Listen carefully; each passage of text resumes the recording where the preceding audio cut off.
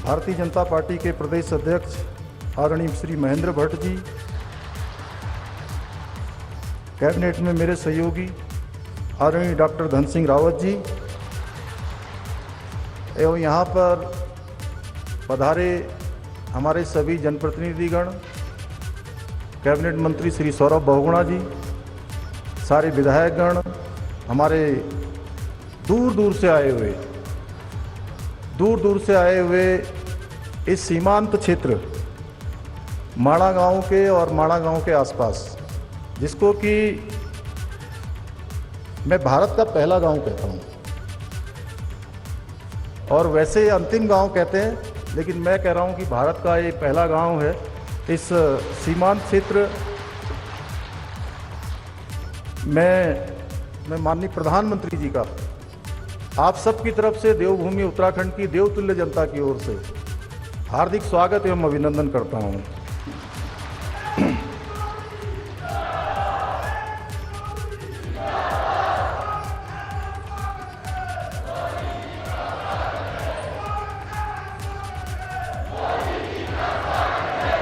हमारे शास्त्रों में वर्णित है कि चंदनम शीतलम लोके चंदनम दपि चंद्रमा चंद्र चंदन यो मध्य शीतला साधु संगति, अर्थात संसार में चंदन को सबसे अधिक शीतल माना गया है, लेकिन चंद्रमा चंदन से भी अधिक शीतल होता है और किसी साधु अथवा महापुरुष की संगति चंद्र और चंदन दोनों की तुलना में अधिक शीतलता प्रदान करने वाली होती है।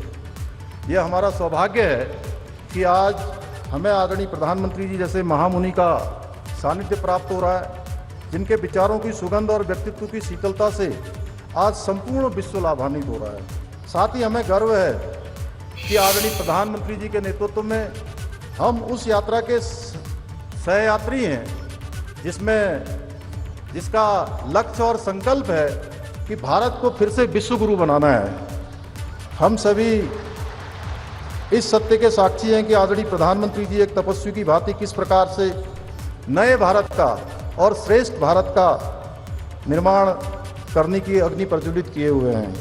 आदरणीय प्रधानमंत्री जी, मैं समस्त उत्तराखंड की जनता की ओर से आपको विश्वास दिलाता हूं कि आपके इस महायज्ञ में जो भी इस महायज्ञ की सफलता के लिए जिस प्रकार की भी आहुति की आवश्यकता होगी, जिस प्रकार का भी योगदान देना होगा, देवभूमि उत्तराखंड के लोग हमेशा आगे आकर उस काम को करने का काम करेंगे। आपकी इसमें मुझे पूरा विश्वास है कि हम उत्तराखंड को उत्कृष्ट उत्तराखंड बनाने के जिस विकल्प रही संकल्प को लेकर हम आगे बढ़ रहे हैं, वह आपके मार्गदर्शन में अवश्य ही सिद्ध होगा। हम सभी लोग उत्तराखंड वासी भली भांति जानते हैं कि आप हमेशा से उत्तराखंड के प्रति आपका जो लगाव है वो किसी से छुपा हुआ नहीं है। जब आप गुजरात के मुख्यमंत्री थे और उस समय जब भयंकर त्रासदी उत्तराखंड के अंदर आई थी, तब भी आपने आगे बढ़कर ये पेशकश करी थी कि उत्तराखंड के और बाबा केदार की उस प्रांगण का आप पुनर्निर्माण का काम करेंगे। भाइयों बहनों,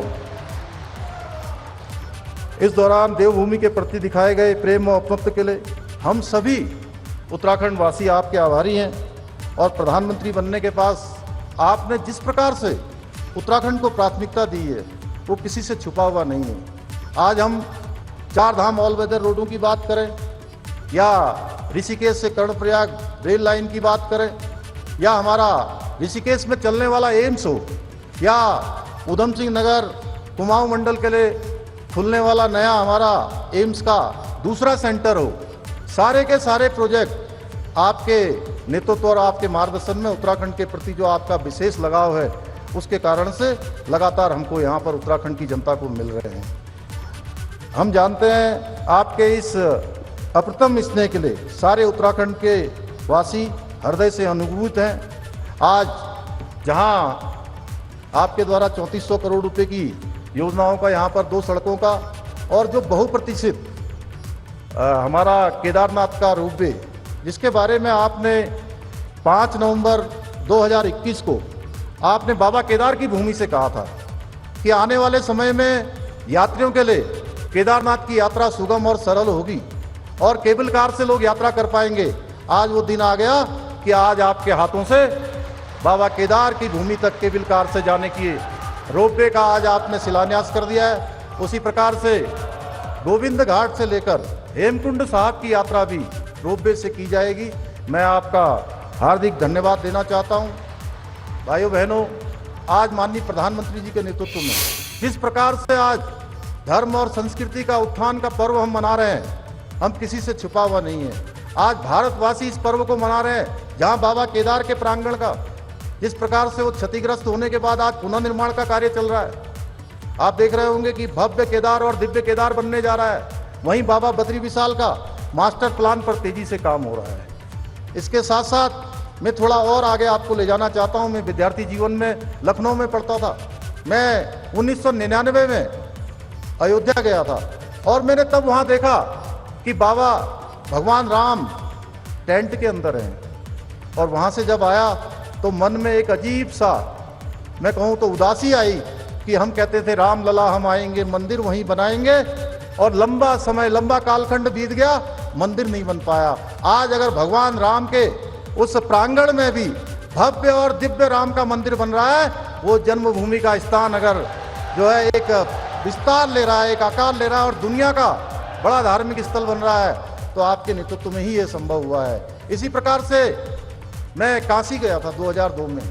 तब देखा था मैंने, इतना सकरा सा रास्ता होता था उसके मंदिर के अंदर जाने के लिए, और कोई शिव भक्त अगर बाबा को गंगा जी का जल लेकर अर्पित करना चाहता था तो उसको जाने के लिए रास्ता नहीं मिलता था। भाइयों बहनों, अभी मैं काशी गया था पिछले वर्ष दिसंबर में, तब हमने देखा कि अब लाखों लाखों लोगों के लिए, और कोई भी शिव भक्त गंगा का जल लेकर भगवान विश्वनाथ जी को चढ़ा सकता है, भगवान जो है भोलेनाथ जी को अर्पित कर सकता है। आप सब लोगों ने देखा कि अभी कुछ दिनों पहले ही आपके द्वारा महाकाल लोक जो पूरे भारतवासियों को समर्पित किया गया, उसका भी एक अलौकिक जो है वहां पर निर्माण कार्य पूरा हो चुका है।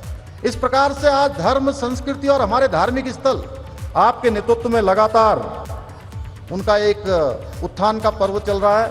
भाइयों बहनों, बड़ी मुझे ये कहते हुए बहुत खुशी हो रही है कि आपने 5 नवंबर 2021 को बाबा केदार की भूमि से कहा था कि आने वाला दशक उत्तराखंड का दशक होगा, 21वीं सदी का तीसरा दशक उत्तराखंड का दशक होगा, और उसकी शुरुआत हो गई। वो कैसी शिव की वाणी थी कि आपके मुंह से निकली, और इस बार की जो हमारी यात्रा हुई है, अभी तक हम 45 लाख यात्री, श्रद्धालु, पर्यटक अभी तक यात्रा कर चुके हैं जो रजिस्टर्ड रूप से आए हैं। इसके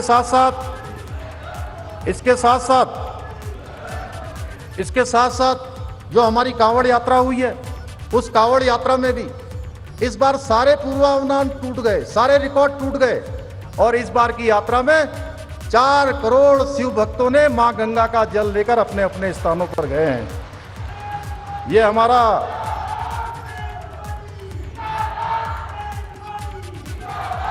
आपके नेतृत्व में स्वर्णिम कालखंड भारत की सांस्कृतिक आध्यात्मिक चेतना के पुनरुत्थान का कालखंड है। आधुनिकता के संतुलित समावेश के साथ साथ आज सनातन संस्कृति का वैभव पुनर्जीवित हो रहा है।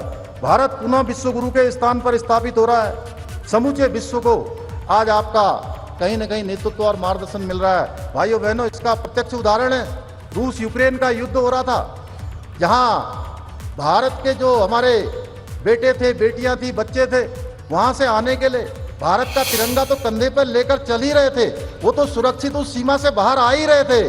वहीं ऐसे देश जो हमको फूटी आंख नहीं सुहाते, हमको पसंद भी नहीं करते हैं, उन देशों के बच्चे भी यूक्रेन की सीमा से बाहर आने के लिए भारत का तिरंगा लेकर बाहर आ रहे थे। यह है नया भारत।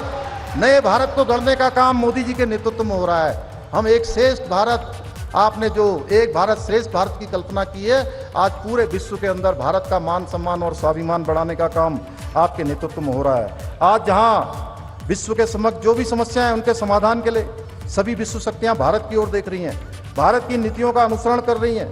पहले चूंकि ये मलारी गांव और उत्तराखंड हमारा सैनिक बाहुल्य प्रदेश है, सैनिक बाहुल्य प्रदेश के अंदर हम जानते हैं हमारे परिवारों में, हमारे सेना के लोगों में किस प्रकार का उनके घर में वातावरण होता है। पहले के समय में जो सीमा पर काम करने वाले हमारे सैनिक होते थे, अगर कोई गोली उनको लगती थी या कोई गोली दूसरी तरफ से आती थी तो भाइयों बहनों, गोली का जवाब देने के लिए उनको कई दिनों तक पूछना पड़ता था और ऊपर तक बात जाती थी और जवाब नहीं आता था। लेकिन कुमाड़ा गांव से ये लाइव तस्वीरें आप देख रहे थे, जहां इस वक्त सीएम पुष्कर सिंह धामी जनसभा को संबोधित कर रहे थे।